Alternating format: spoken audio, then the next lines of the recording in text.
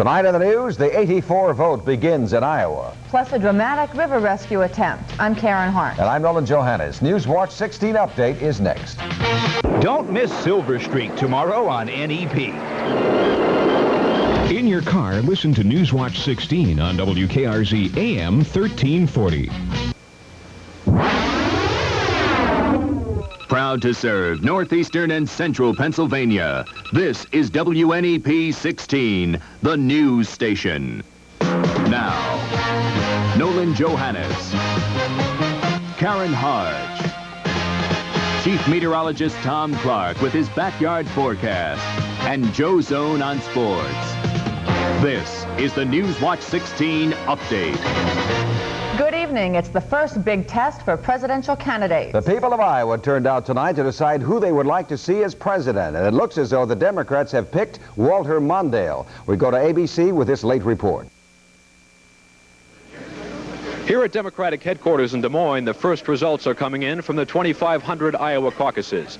ABC News has projected that former Vice President Walter Mondale will win the Iowa caucuses. That is not surprising. The story is the battle unfolding tonight for second and third place. Colorado Senator Gary Hart is now in second, and former South Dakota Senator George McGovern a surprising third.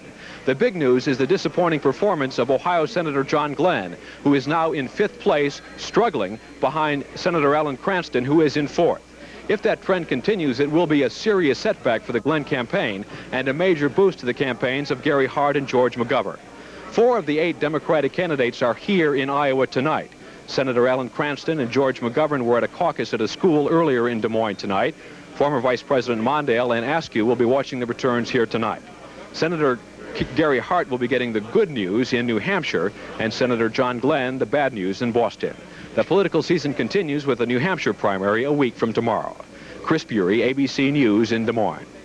Some say it was a miracle no one was hurt when a truck crashed into some homes in Carbon County today. As Newswatch 16's Dan Fiorucci reports, they say it sounded like thunder in Landsford. I say, hey, my God, he's on the other side. And all of a sudden, boom, into the house. Even if you saw it, it was hard to believe. Shortly after 9 in the morning, this truck smacked into this house on Route 902 in Landsford. A tremendous study. Just a cloud of dust. Tremendous study. It's a herring experience. And I heard this big bang. I looked out on the porch, and there was this truck that was stuck in the house. What'd you hear? A boom.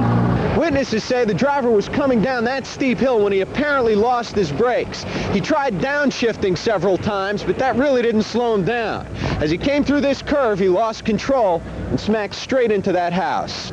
The truck not only completely destroyed a first house, it smashed up a second one pretty badly, too. The truck's demolished. The house is demolished. And the house next to it? The house next door to it is demolished. He moved that off the foundation. But despite the heavy damage, no one was seriously hurt. Not the truck driver, not the people in the second house. It was amazing, because they really could have been hurt bad. Not even the people in the first house. They weren't home. This house was vacant at the time. Pretty lucky. Very, very. Not so lucky was the property. By day's end, firefighters had brought in heavy equipment and were preparing to destroy both homes so they wouldn't pose a threat to the neighborhood. Dan Fiorucci, Newswatch 16, Landsford. Still ahead, trying to get ahead with a good education. Plus, a little later, we'll meet one plump pachyderm who's hoping to carry less cargo around in her trunk. A look at Big Bertha's battle as Newswatch 16 update continues. When this team gets together, it only means trouble. Coffee, miss? No, thanks. That your lady, man? She's something else. Steward. Stand up, Mama. Let me get a look at you. Steward. Have mercy. Steward, you may go. Thank you very much. Can I help you, sir? Just a little more coffee? No, thank you. Half a cup. Oh, sorry, sir.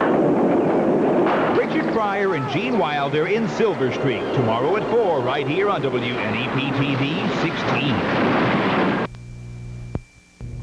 In Wyoming County, lack of water pressure or no water in Nicholson again means no school at the Nicholson Elementary School tomorrow. Water officials in Nicholson have been looking for a suspected leak in a major water pipe since last week in the borough, which you see here from Skycam 16. Tonight, those officials tell us they think the problem is corrected, but won't know until tomorrow if Nicholson's water system is again functional. It's a problem with mine subsidence that is forcing a Dunmore family to look for another place to live. Another hole has opened up at Frank Matchison's home on Mill Street. The Lackawanna County family has seen subsidence since last April. This time, an upstairs tenant was moving out because of the danger when his foot went through crumbling concrete. It left a hole some 2 feet deep. Mining officials are due in Dunmore tomorrow to fill in the hole, but the Matchisons say they'll look for another home until they're sure this one is safe. They're trying to keep students at the West Hazleton Senior High School safe from asbestos, but environmental officials say there could be a problem with the way it's done. Work crews are doing what's called encapsulation on 4,000 square feet of asbestos insulation here. That's when an airtight material is sprayed on to keep cancer-causing fibers sealed so they don't come loose. The Environmental Protection Agency says it's a temporary solution, that the asbestos insulation should be removed. Scientists also say that air tests should be taken, but the Hazleton School Board says it doesn't plan to do that before students return to class at West Hazleton Senior High tomorrow. College-bound high school seniors and college students who want financial aid for next fall should start to apply now. But as Newswatch 16's Craig Stevens reports, there's not enough college aid to go around. Just how tough is it to pay for a college education these days? Students at Lycoming College in Wilkes-Barre tell us it's so expensive, some of their classmates have dropped out. It's getting tough to meet, to pay the bills every semester. I know a lot of people have to take out loans, and a lot of people I've known have dropped out of school over 4 years because they can't make the bill, can't pay the bill. So maybe a little bit more government money would help. It should be lower. Not enough people can go. It's too much money. It's too expensive. I know a lot of kids dropped out this semester because it was too much. For most of those who stay, the burden of paying for a classroom education is still tremendous. The cost of attending Lycoming College is currently at $9,000 a year, and that cost will rise. So how do students cope with that? Well, we wanted to find out, so we talked to Julie Pavlak, Director of Financial Aid. Julie Pavlak says 80% of all students at this college get some type of financial aid, but there's still not enough money to go around. We could always use more aid so that students would need to borrow less money. So that when they are out of school, they don't have as much debt to come back. But if a student really wants to go to school, there are forms of aid available if the parents and the student are willing. Often that means extra hours or jobs while in school. One thing is certain, though, as the cost of college continues to go up, students and parents alike are going to find themselves digging deeper into their pockets to get the money they need to pay for an education. Craig Stevens, Newswatch 16, Lycoming College, Williamsport. Coming up, meteorologist Tom Clark will put on a heavier coat and head outside. Yes, sir. And it's starting to feel more like February, isn't it, Tom? It is, after 3 weeks of mild weather. But colder weather is on the way, but is it going to stay cold or will it warm up again this week? Stay tuned. Catch the hottest hits in the country on WNEP TV 16. It's America's Top 10. You'll hear the biggest hits performed by the hottest acts on the pop, soul, and country album charts. You'll see the latest music video, and host Casey Kasem will count down the top hits of the week on the Billboard charts. You'll also get the inside scoop from exclusive interviews with the biggest musical groups and solo acts. All this and much more on America's Top 10. Saturday on WNEP TV 16. Whether or not you noticed, today is a holiday, President's Day. And this is how they celebrated in New York. The Knights of Columbus were marching through Manhattan. They were accompanied by 2 bands. Their destination, St. Patrick's Cathedral. That's where a special mass was celebrated in honor of the members of Knights of Columbus and other servicemen who died in battle. About 300 people showed up to welcome the parade members to the cathedral. Yeah, and there'll be many more than that, considering how warm it's been outside. If that parade were around here, how about a parade tomorrow? Tom? Well, why not? Why not? Wasn't it George Washington who said, I can never tell a lie? Yes. Yes. I guess he would have never made being a weatherman, that guy. No way. I lie every night out here, folks. No, only kidding. Hey, I bet I've saved at least $5 on my heating bill so far this month, but I have colder weather to talk about and another warm-up in sight this week. Now, cloudy overhead now, the temperature looks like this in my backyard. Still, the ground is kind of soft and mushy in spots. 38. Humidity, 72%. The wind west at 9. The barometer is holding steady now, 29.81. The range in temperature, 45. The high this afternoon. The low so far today is the current temperature. The normals up a little bit now, 35 and 20. The records, 65 and 2 below. back in 1978. Traffic in the background is from Old Forge tonight. How about the view from 22,000 miles in space? We do have some cloudiness over Pennsylvania now. Just some scattered snow flurries this evening over the northern tier counties. There was some snow up in Binghamton, but the clouds have broken up a little bit to the west. Here's a pocket of cold air in the upper atmosphere, and that'll be drifting down over Pennsylvania tomorrow to create some unstable conditions and maybe a sprinkle or flurry here tomorrow with temperatures a little bit colder than what they were today. Down to the south now in Key West, Florida, it's 75 degrees. That's a nice mild spot, but out in Jackson, Wyoming now, it is 5 below. A lot of cold air over the snow-covered ground out that way. But the jet stream winds later on this week will not be blowing down from Canada. So the cold air coming in tomorrow won't last but just until Wednesday morning, because a westerly flow coming in off the Pacific will mean another moderation in temperatures later on this week, with readings again getting up to about 15 to 20 degrees above normal Thursday and Friday. How about the AM rush hour tomorrow morning as you're heading out to work or school? I think a little bit of sun will break through those clouds in the east and a bit on the breezy side as well, and let's call it cold, with temperatures like 30 in Tunkhannock, about 33 in Milford over there in Pike County, 31 in Berwick, Pottsville, Jersey Shore, about 30 at rush hour tomorrow morning. During the day, the clouds will begin to build again, those stratocumulus clouds. Maybe a sprinkle of rain, even a snow flurry is possible, especially over the mountains. The wind gusting up to about, close to 20 miles per hour at times in the afternoon. 37 in Montrose, 40 Duryea, 38 in Hazleton, I think a 40 out there it is in State College, and 40 also in Williamsport. Now the Health Watch is showing a low index on the resistance to aches and pains because of high humidity tomorrow, so watch out for that. Just got to take it easy if you plan to do any strenuous exercise tomorrow. There's your sunrise and sunset for tomorrow. The day length tomorrow is just a little over 10 hours long, and of course the days are getting longer. I can't wait till spring. Let's call it cold tonight, 31 for the low. Partly sunny tomorrow. More clouds than sun. Again, maybe a sprinkle or a snow flurry near 40. 41 on Wednesday, a beautiful day. Plenty of sunshine, a light wind. And then on Thursday, near 50 once again. How about that? And then on Friday, some sunshine, about 45 degrees. Karen and Nolan, I'm telling you, those crocus buds are going to be popping up any day now. There's no doubt about that. Yeah.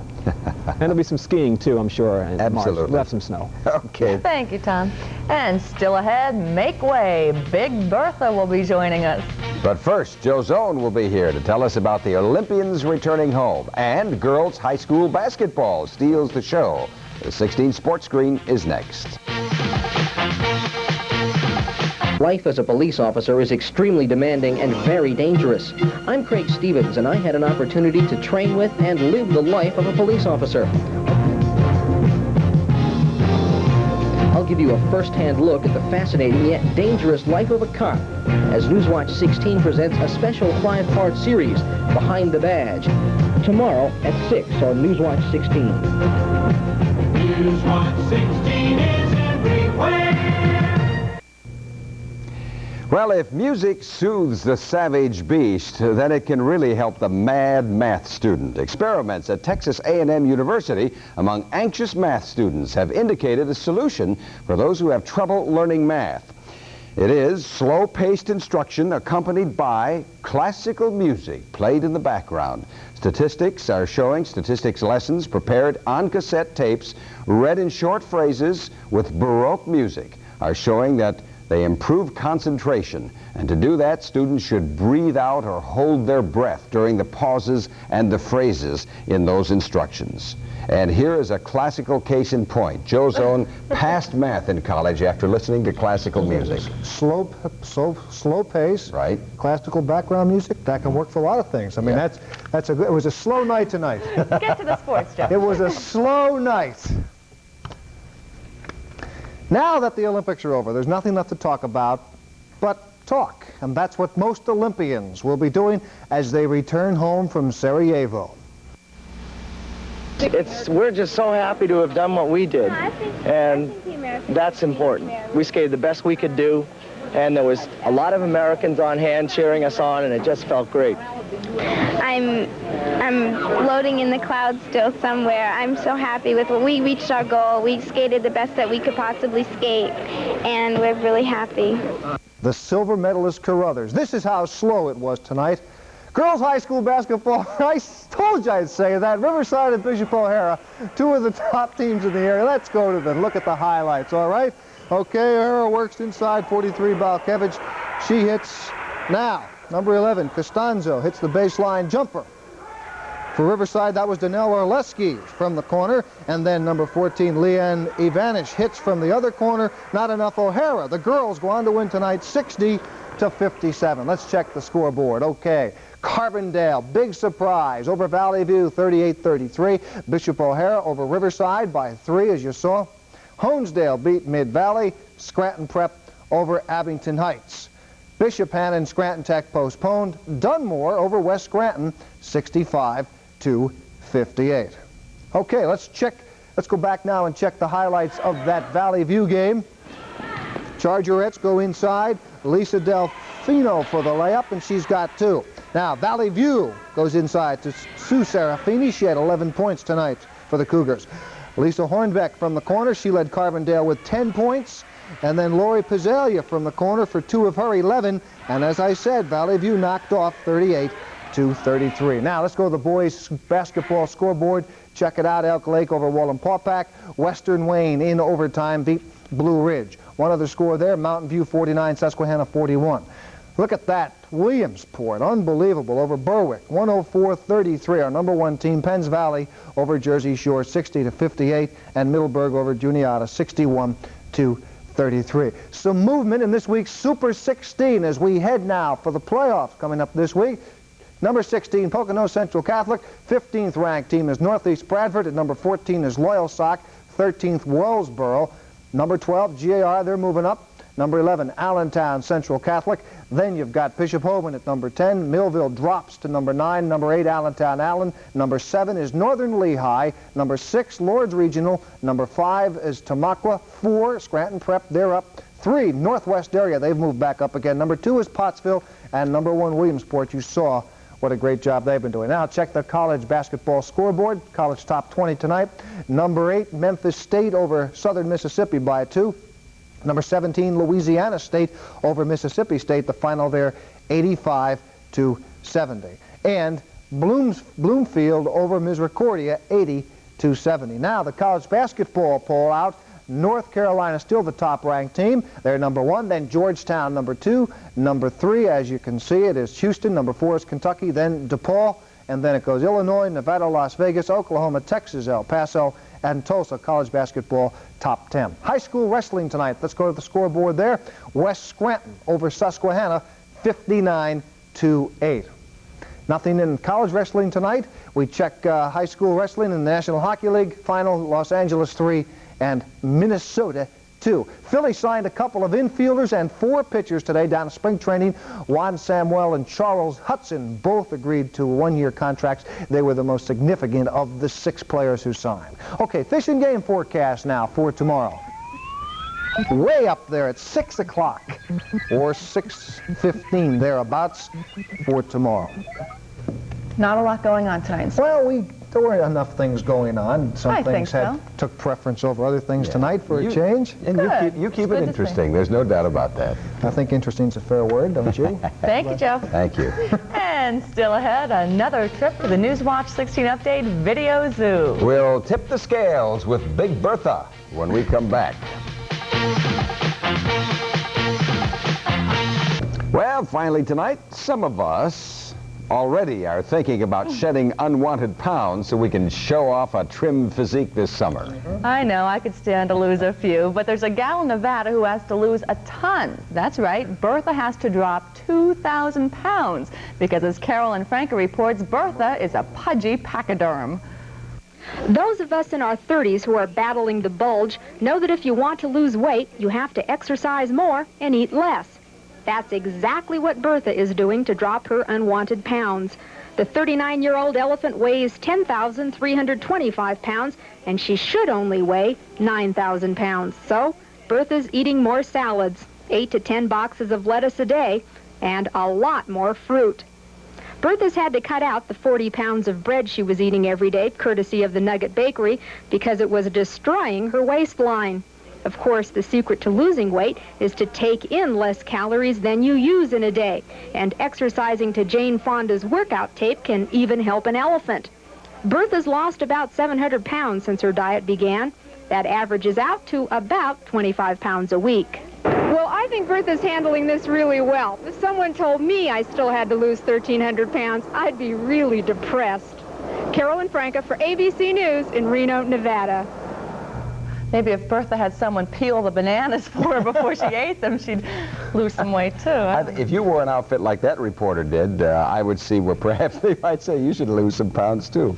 That's our report for tonight. Oh, you're in trouble now. I'm in trouble. Next, ABC's Peter Jennings and David Brinkley with more on the Iowa caucus. Also, a Nightline, Ted Koppel will take a look at the nuclear power industry. For the update team, including Big Bertha and Nolan. Thank you. Thanks for being with us, and good night. Good night.